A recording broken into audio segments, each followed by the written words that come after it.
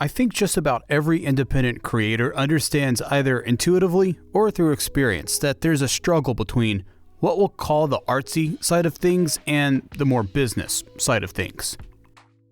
Now, what exactly that balance is will probably vary from one project to the next, but I feel comfortable saying that podcasts that just feel like a 30-minute ad for your thing, whatever your thing might be, are less effective than something that's genuinely interesting.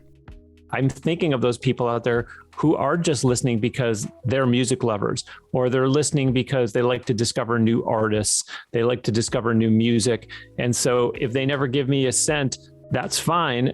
I'm interested in their loyalty. Next, you'll hear from someone who started a podcast with the goal of promoting his business. Mission accomplished, by the way. But over the years, it's become something much more than that. It's a show that has listeners all over the world, has been nominated for multiple awards, and generates income both directly and indirectly. My name is Stuart, and this is Audience, a Castos original series, for podcasters in pursuit of producing better shows and uncovering the business that powers audio creators.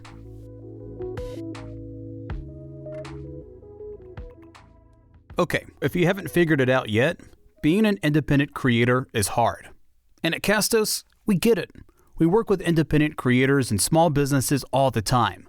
I'm even an independent creator myself who also uses Castos. While our shows may be different, the one thing we have in common is we need all the support we can get. So that's why Castos has a suite of tools that makes life a little bit easier for podcasters.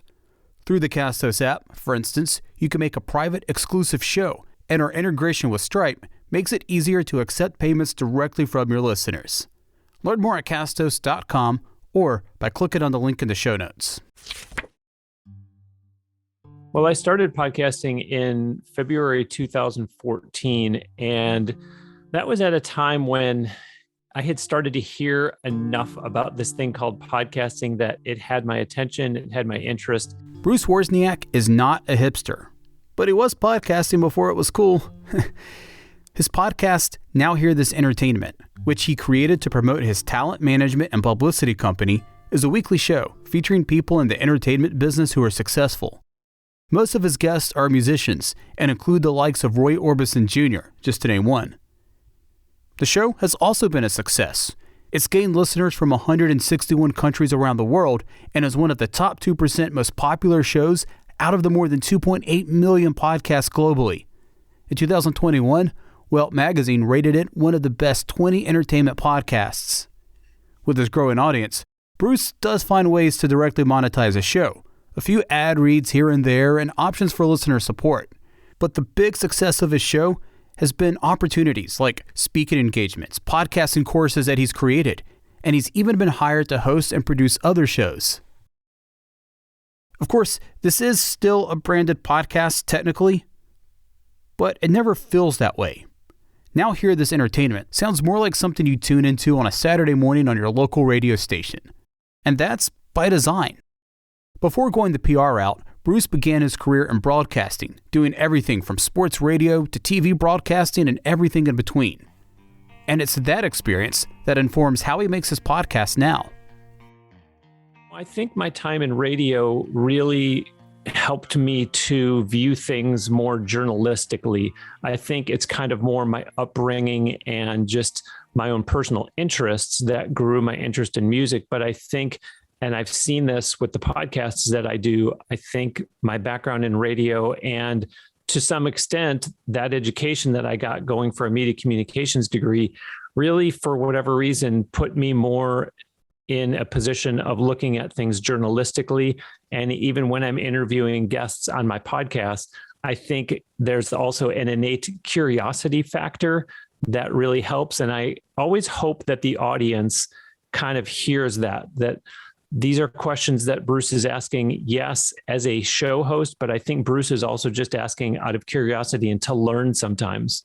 It never feels like it's we'll call it a branded podcast or anything like that. I mean, it really does feel like something that you would tune into on Saturday mornings on NPR or one of those public radio stations, or maybe something, I don't know, Song Exploder, or to some extent, some of what Talkhouse is doing. just two professionals really chatting. But I mean, you said it yourself.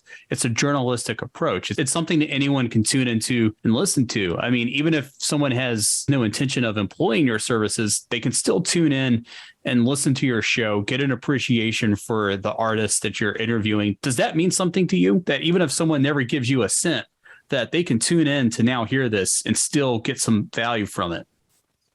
Yeah. And really, the fellow that I'm referring to, whose recording studio I used to go to, he still to this day, and obviously at the time that I was going to his studio, he would say all the time, "You're really doing a radio show, Bruce. I sit here and I listen to you every week, and you're doing a radio show."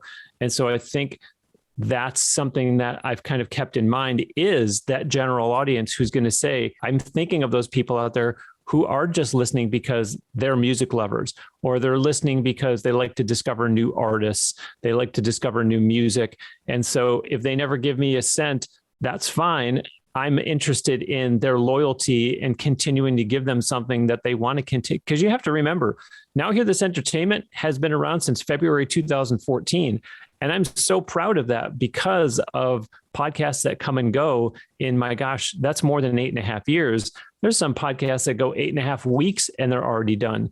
So if there are audience members who continue to stay with me and stay with me and stay with me month after month, year after year, if they don't ever spend a dime with me, I'm thrilled that they are getting enough entertainment value out of my show that they say, you know what, I'm going to listen to Now Hear This Entertainment just because Bruce gives a good show.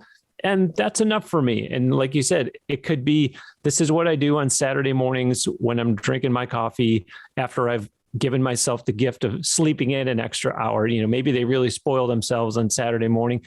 And I consider all the different audience members that might be out there, the person that's driving to work, and, you know, that struggle that you have as a podcaster to say, well, gosh, Bruce, Now Hear This Entertainment, the episodes are 45, 50, 55, sometimes 60 minutes long. Who out there really has that long of a commute? And even though, yes, you can argue people in New York, people in Los Angeles, I don't want to change the show just because of that portion of the audience. So if you think of those people who are, quote unquote, just the ones who are listening during driving, well, they could split that up into 2 different listening times. And so if that's only half of the people, because if you do consider the people that are in big markets that have long commutes, well, now you're not talking about the people who are listening at home. Now you're not talking about the people who are listening at the gym. Now you're not talking about the people who are listening at the beach, et cetera, et cetera. So I want to continue to just deliver that same quality, consistent product that they're used to hearing, and not all of a sudden blow the thing up just for a small portion of the audience. And I think this will be more convenient for the people that have a 30-minute commute, because I want them to enjoy it and not have any of us get bogged down in taking it too seriously, meaning, am I getting newsletter subscribers from this? Am I getting them to pay me something? And them saying, is this more than me just getting a nice listening experience out of Bruce's show? I think people can tell too, when they listen to something, oh man, this is just going to be a 30-minute sales pitch for this guy's, you know, and whatever it is they're trying to sell you. When did that click for you that, look, I can promote my business while at the same time also having something that's very informative and very entertaining for people? That actually was something I would say borderline from day one that I knew I was going to want to have as part of the show, because it accomplishes a couple things. It gives me the opportunity to ask the questions that I want to know the answers to.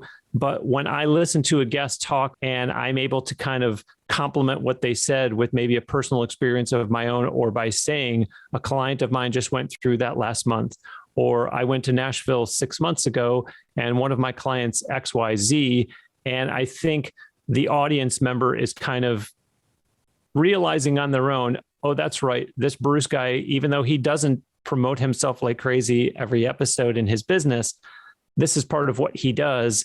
And so I don't want to say it adds a credibility factor, but I think it kind of reminds the audience member that's how Bruce is able to ask these qualified questions, these quality questions. And I think also what happens is I decided early on, it's going to go a long way with the guest when they hear, oh, he knows the business. He knows what he's talking about.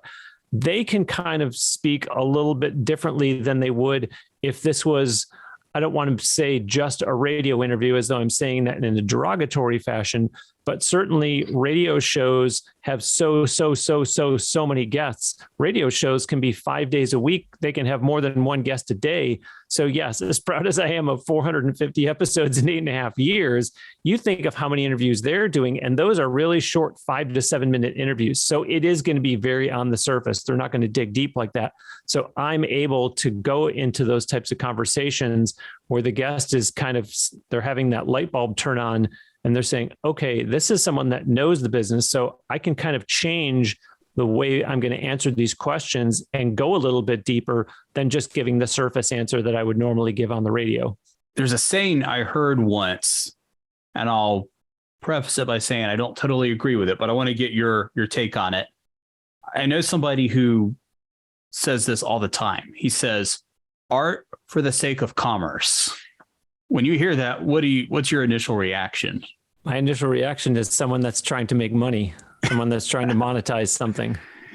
Yeah, that's pretty much the case. It's somebody who believes that art is only useful if it leads to revenue. In that case, probably for his business. I've always come at it from almost the exact opposite end of the spectrum, where I say commerce for the sake of art. Money's very useful if it helps me create a vanity project or something. In reality, if we're being pragmatist about it, there's probably a good sweet spot right in the middle, right? I mean, look, we're both in the business of making media. We have to support ourselves somehow, but you have to have something that people want to listen to. You've got a great show, and now hear this, and you're also able to generate some revenue from it. And now, do you ever get people who sign up for your services because they listen to your podcast? I'm glad you asked that. And when you first started into your take on it all, I was going to say I would kind of go somewhere right down the middle with it, because when a lot of people come to me for, say, podcast coaching services, one of the first things they want to know, and even when I just go out and speak at podcasting events, I always make it a point to say, if you're getting into podcasting just for the sake of finding out how do I make money off of this thing, you're doing it for all the wrong reasons. But then there's a presentation that I do, which is called 12 Ways to Monetize Your Podcast. And I think the title alone kind of gets people's attention as to say, oh, so you don't just get sponsors?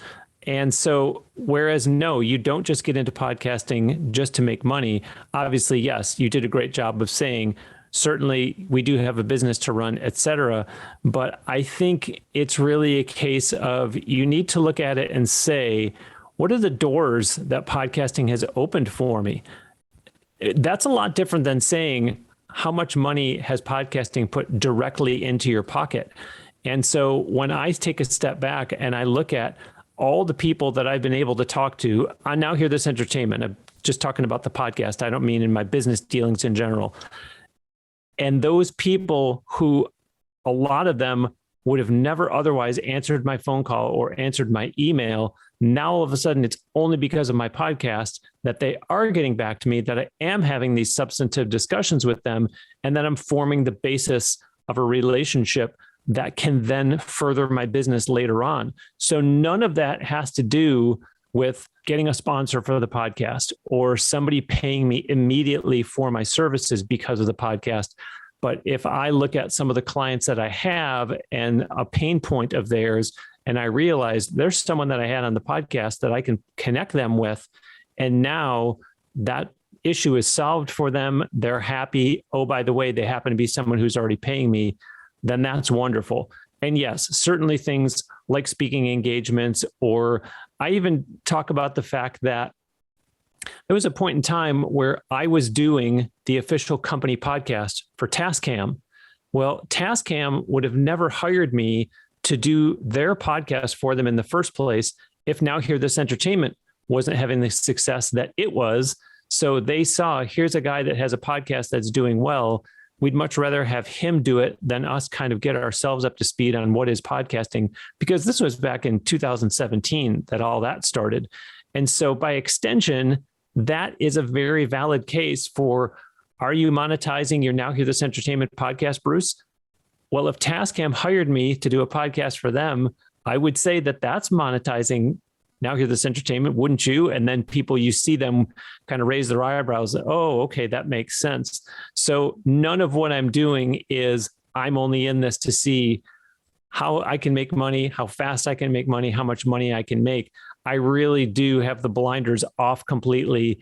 And I think the beauty of podcasting is that as fast as we've seen it grow and as long as it has been around, I mean, I say that I started in 2014 and all of a sudden here we are 8.5 years later, but I'm quick to point out, hey, I've met people that have said, I've been doing it since 2005, but yet it's still early enough on that you can discover new opportunities even today.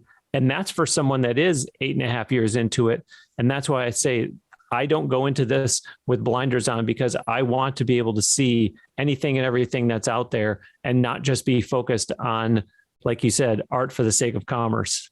And the other thing is too, that, I am such a believer of being in service to people that I think I came upon an opportunity to monetize accidentally, as opposed to other people that sit around and think, okay, I have this podcast. It's probably that I need to think of a course that I could launch because they need something to sell on their podcast. And I think sitting in my seat for all the years that I have, not to mention all the years being a publicist, I think I saw such frustration firsthand of guests that come unprepared. Sure, sometimes myself being a guest on other podcasts, but I thought, I need to help people out here because I'll bet you there are people who are sitting back and especially when we went through COVID and people would say, I can just sit around in my pajamas all day and stay in bed and do interviews on the phone.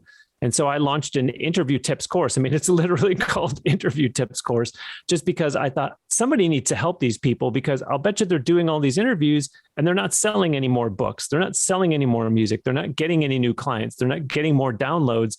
And it's because people just go into it thinking it's just a podcast, and shame on them that it's thought of kind of as the redheaded stepchild. And they think, who knows me better than me? And they just kind of mail it in. And so, like I said, I just thought I need to help these people out so that they start seeing more results, because that's what I would want for my own clients. And I almost kind of backed myself into, oh, by the way, I guess you just sort of found a way to monetize, which indirectly you could say it wasn't even something that was directly tied to the podcast, because I could have launched interviewtipscourse.com and never had a podcast. It could have been, this is who I am as a publicist. I spent all these years working in the National Hockey League. I spent all these years working in the Olympic movement.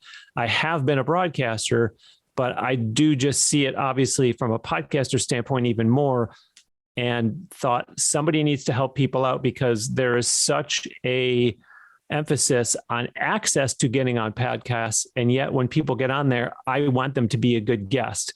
And so I thought, well, I can help my own case, but I could also help other people. And like I said, it wasn't even, gee, I must need a new way to monetize my podcast, because that is something that I don't put priority number one on. I want to talk a little bit about your creative process for making a show like this. I saw Guy Raz and the folks at How I Built This break down how they make episodes, and it takes months when you do background research, pitching guests, getting custom soundtracks, all that stuff. I imagine it doesn't take you months to make an episode, but I'm also willing to bet it doesn't take you just hours either. So how many people are involved with this front to end? How long does it take you to produce an episode? Well, it's something that I think has gotten more streamlined, certainly as the years went along, because I could make an argument that it worked against me going to a recording studio when I first started the show, because it was, hey, I just want to get up and running and get out the door. So whereas it might have been hand everything off to the guy at the studio and it's his problem now, later on, it caught up to me when I did coincidentally start that podcast for Tascam. And I realized that, hey, now I'm taking on even more. So now I do have to allow, as you're saying, time for the post-production. I have to allow for time that I'm not only going to be the host, but I'm going to be the one recording this thing. And so certainly you're going to have technical aspects that you never thought of before. And yeah, when you're doing a show where you're interviewing someone and not just talking by yourself, well, now there's another layer that goes into it, because I don't think the audience really understands how much back and forth there is when you ask a guest for talking points for a show that's going to be 45, 50, 55 minutes long, and they write back and say, anything is fair game with me, or they write back and give you two things. And so it's going to either be that much more research you're going to do, or it's going to be that much more back and forth. And so you're right. This is not something that takes me months and months of research, but it's not something that I sit down one day, find someone that I want to interview, email them, and within a matter of a day or two, we're on recording with each other, and then it's on to the post-production, because there is so much that goes on behind the scenes. And of course, there are certain criteria that even have to be met in the first place. So I think you do have to factor in all that time of even evaluating a guest in the first place. And so, yes, I do get help from someone that will kind of facilitate, help with that booking for me, especially the on-location stuff. The on-location stuff, it just becomes a completely different animal. So it's really beneficial to me to have someone by my side who will do the booking, who will work on the scheduling, and that I can really kind of be a little bit more laser focused and know that there's going to be a lot of different moving parts that I'm not used to when I'm sitting at my recording rig. Because again, it is still going to be hours and hours and hours and hours of work, but you want it to be something where when you sit down, all that goes away. And I'm talking about whether you are on location or whether you're sitting in front of the recording rig that you're used to being at. It has to be all that goes away. And all I know is it's just me and the guest talking, and I've got what I want to accomplish in front of me. And let's make it relaxed. Let's make it enjoyable. And let's create something that people are going to want to listen to. How would you say your podcast has changed over time? I often say I wouldn't want to go back and listen to episode 1 because I can't imagine what I sounded like or what I was talking about back then. I do know that, as I said, when I first started it, I was putting too much of an emphasis on, okay, I'm doing this because I want new clients to find me through the podcast. And there was also a real big awakening for me at one point along the way when I went to a podcasting conference and a speaker said from the stage, you can't be asking your audience to do 7 different things because they're going to do 0. So just ask for 1. So I know that was a real big change for me, because I did used to ask people, Facebook, Twitter, Instagram, follow on all these and write to me and let me know what you think about the show. And I had this whole list of things I needed to accomplish. And when you take a step back and you think about that advice, it's probably right, because unless you hear a host say something that just really, really, really hits the nail on the head for you, you're probably not going to do anything. And so I think it's changed over the years that I've said to myself, it will happen organically. If someone feels that you're bringing value in a business sense, that they want to do business with you, they'll get in touch with you, whether it's to book you as a speaker or whether it's to become a client or whatever the case is. But it really has to be more about something that the guest is going to enjoy and that the audience is going to enjoy, and don't get caught up in it being something transactional. And so I think that's really been a big change. There's a point in time where I stopped giving out a tip in the middle of every episode, just because it got to where I thought, okay, I've given out like 200 of these, and I just don't feel that this is having the impact that I wanted it to. And so the nice thing about podcasting is I can say, I'm going to take that out because it's ultimately up to me, but also it's not going to be this major impact on the show where people are just going to be so caught off guard of some dramatic change that Bruce made. And so I think it's really just kind of been some of those subtle things along the way, and really trying to keep the core there of, look, I want to interview guests who are having success in entertainment that are not necessarily A-listers. And I really think I've been loyal to that for 8.5+ years. That's a lesson I had to learn along the way as well. I mean, you've listened to Obscure Ball before, and now if you listen to like the last couple episodes, and for those who don't know, Obscure Ball is like my own personal podcast. If you listen to recent episodes, there's no sales pitch or anything. I think usually there's just like a little plug asking people to check out the website and share it with their friends. That's all I'm asking for when people listen to that. I've had a lot more success doing that because my trajectory has been somewhat similar to yours, in that Obscure Ball has, aside from it just being something I love doing, something that I'm really passionate about, has been like a business card to me. It's like, hey, I am a producer. I'm an editor. And so if people ask me to point to something I've done, I'm like, hey, look, here's my portfolio. And I think actually something that I'm a big believer in, and I've always, when people talk to me all the time about or anytime someone asks me about doing like freelance work or anything like that, I always say, one of the best ways to make your portfolio is just to go out and do the type of work you want to do. And so if you're a graphic designer, take a couple hours a week just to design, a logo that you would want to do for someone else and have that as part of your portfolio. And a podcast can be exactly the same way. I'm very interested in narrative nonfiction. So I went out and made a narrative nonfiction podcast, and it's opened all kinds of doors for me. In the early days, my whole idea was, well, I'm going to pitch this. I'm going to have this commercial at the beginning of the podcast, and people can get in touch with me and they're going to want me to no, that didn't work at all. It was when on an individual basis, when I could share something with somebody and be like, look, go check that out. That's my style. That's how I do things. If you want to know what I'm capable of, listen to Obscure Ball, and you'll get a sense of who I am and what my creative approach is. And that's done a lot more than, a direct call to action, so to speak.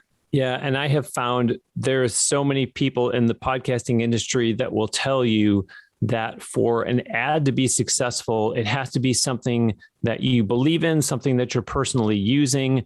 And so I've always liked that when I ask people to sign up for the newsletter, I'm not asking them to spend money. I just tell them that they're going to get something in there that probably is not going to be on the podcast itself. And it's only once a week. It's not intrusive at all. And so to me, that's kind of I don't even want to say a soft sell, because I'm not selling anything. And I take pride in sending out that newsletter and it really being more informative than I'm trying to sell you something this week. And this week I'm trying to sell you something else. And the week after I'm trying to sell you something else. And so what I have found is when I do ask, I don't even want to say ask, when I tell people about something else, I now hear this entertainment, it is exactly what I said that advice was. If I'm talking about, now granted, one thing I've noticed about myself over the years in doing the show, and I think this is born out of having started at a recording studio, because I thought, wow, the bar has been set really high for the quality of my audio. If I'm all of a sudden going to leave a recording studio and do this on my own, the recording quality, the audio quality cannot fall off. And so when I tell people about products on Now Hear This Entertainment that have to do with recording a podcast, it's because I'm using them and because I do feel so strongly about the importance of good audio quality. So again, that's where I feel I'm trying to help people, because I don't want them to get into podcasting or to be recording their own music and it sounds substandard. If there's a pair of headphones that I'm wearing that are just so comfortable, because you know what it's like yourself as someone who does that, to sit in a long editing session and have headphones that hurt by the time you take them off. I want to let people know, especially in this day and age of gamers and things like that. There was something that I used to advertise. It was a Las Vegas based newsletter. And that's just because I like going to Las Vegas. And I know there's a lot of people out there that do. So, I'm not asking for 7 different things during an episode of Now Hear This Entertainment. And if I'm telling them about one thing, it is because it's something that, hey, this is something that I'm using. I wouldn't tell you about it if I didn't believe in it. I wouldn't tell you about it if it was something that I was only getting paid for, but that's the only reason I'm doing it. And so I think it does go a long way with the audience that they say, wow, this is something that Bruce is using himself, so I'll check it out. It's up to them to decide if they want to make a purchase or not. It's like you can always tell the advertiser, I can only get people to your page. Once they get there, now it's on you as to if you have a good landing page, a good sales page, et cetera, as to whether you're converting or not. Yeah. And in just a full disclosure, I have advertised Obscure Ball on your podcast before. And it's again, it's another great way of just what, you said, being in service to others. I mean, I know I can go to Now Hear This, and I know that you're going to have an audience who's interested in long form storytelling, and it's been a great relationship. Yeah. And I would say that's a perfect example, because if someone came to me and said, I would like to advertise my podcast on Now Hear This Entertainment, that's what I'm going to do, is I'm going to listen to it first. And if I think, oh boy, this is not good audio, or it's just not interesting, or it's something that I'm really offended by or turned off by, I'm going to turn that person down. Whereas I think too many people, again, that discussion about they get so caught up in how can I monetize my podcast. I fear that there might be someone out there who might just take their money and never even listen to that other person's podcast. And again, yes, full disclosure, I've listened to Stuart's podcast, and I have recently sent him an email telling him how great the audio quality sounds, how much research I can tell he put into it, how much prep time I can tell that goes into his episodes. And so that goes a long way with me, because that's kind of something where you're putting your reputation on the line with your audience. Because if they say, Bruce, I checked out that product that you told me about and it fell apart 2 weeks after I bought it. Well, now they kind of are shooting you, even though you're quote unquote just the messenger. So it does really have to be something that they're going to say, yeah, if Bruce is talking about it, it's probably something pretty decent. I'll give it a look. And I think that's also a good argument. Maybe not so much against, but it's something to keep in mind if you're someone who's interested in a lot of digital ad insertion, or I'm sorry, dynamic ad insertion, because you don't always have control over what gets advertised. You know, what if there's something you're very opposed to morally or ethically, or just doesn't make sense to be advertising with your audience? Can you imagine like having something like a nutrition podcast and then you sign up for DAI and then now you've got like a Coca-Cola or McDonald's ad in the middle of your podcast? I mean, that's that could be, that'd be a conflict of interest, as in my view. Absolutely. We're at the point of the conversation now where I feel like we've covered a lot of ground, but I did want to kind of give the floor back to you. Is there anything that you think I should have asked that I haven't yet? Well, I want to reiterate that I really put an emphasis when I do the Now Hear This Entertainment podcast. I'm trying to think of the questions that the audience has, and that could be the up and coming indie performer. I know what his or her questions are because those are people I work with as clients. So I want the audience to understand this is kind of the attack mode. When I go into preparing for an interview, I'm thinking, if I have that question, I'm sure that people in the audience have that question. And so I'm hopeful that the audience appreciates that. The guy at the recording studio that I used to go to, he always used to tell me the biggest compliment that your show gets is week after week, I sit here and I say, boy, these guests, they're always saying to Bruce at some point during his interview, wow, that's a really good question. And I took a step back and I thought, well, I guess I didn't realize that. I think it means that the guest appreciates the level of preparation, the level of research that's going into these interviews. But again, a lot of that is because I'm putting the hat on of someone that wants to make sure the questions are getting asked that the audience is going to be interested in, or the audience is themselves going to have. I may have some ideas of the things I plan to ask, but it's those follow-up questions that are probably the ones that the audience is saying, wait, go back, because did he or she just say this? I would love to know X, Y, Z. And lo and behold, there's Bruce with the same thought in his head. And I ask those questions. So that's kind of a big part of what my mindset is as I'm recording these interviews week after week.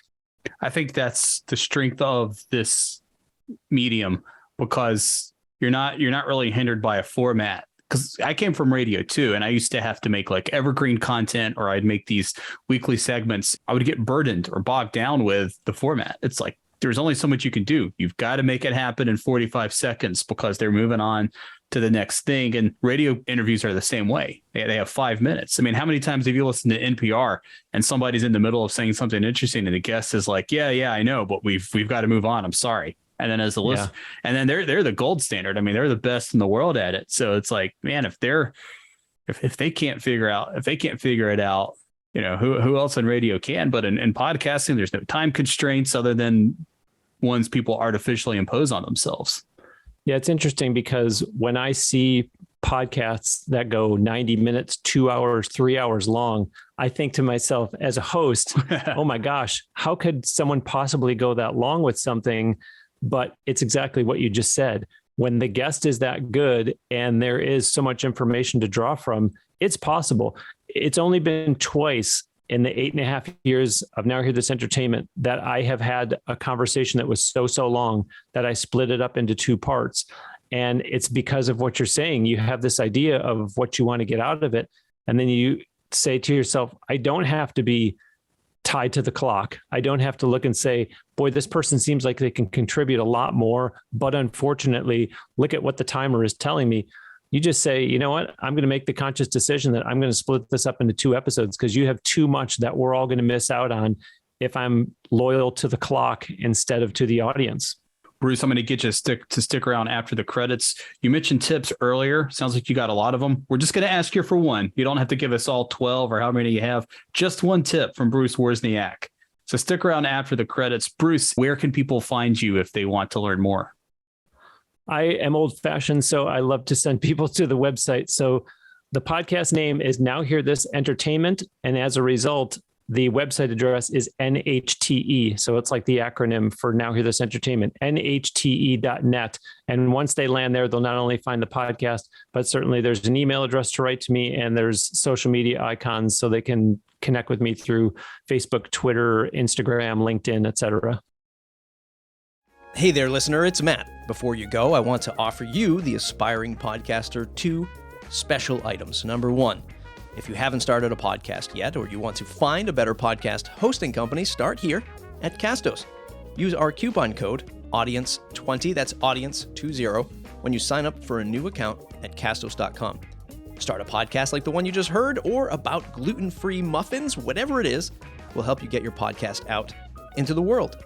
Number 2, did you know that our academy is free? Enroll today for free at academy.castos.com. Get access to our courses, videos, and templates, all for free. Thanks for listening to the Audience Podcast today. We hope we're helping you become a better podcaster. All that's left for you to do is share this episode on social media. Bye for now.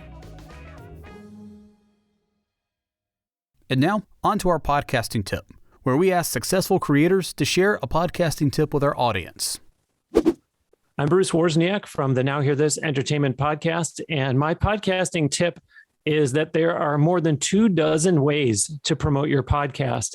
It is not just social media, and there's a lot of emphasis put these days on how to successfully promote your podcast through social media, yet there's at least 24 other ways. So my podcasting tip is don't only promote your podcast through social media. Yes, you absolutely should do it. I'd be disappointed if you weren't promoting through social media, but please avail yourself to the more than 24 other methods that there are out there. And I should mention that the overwhelming majority of them don't even cost you anything.